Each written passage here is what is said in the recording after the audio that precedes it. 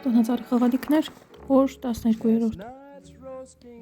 Անցած անգամ, երբ որ ներկեցինք այս տերևները, ես ասացի բոլոր նրանք, ովքեր շտապել են իրենց արհեստական ծաղիկները տնից, շատ կզղջան այդ մասին։ Այսօր կապացուցեմ ասածս։ Ուրեմն ճյուղերը իմ կարծիքով չափազանց գերագնահատված են զարդարանքների միջից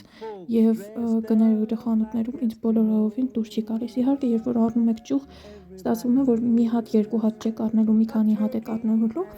եւ այն գինը, որը դրել են խանութում, շատ է ճյուղի համար։ Հիմա այսօր կստանանք այսպիսի պուանսետիա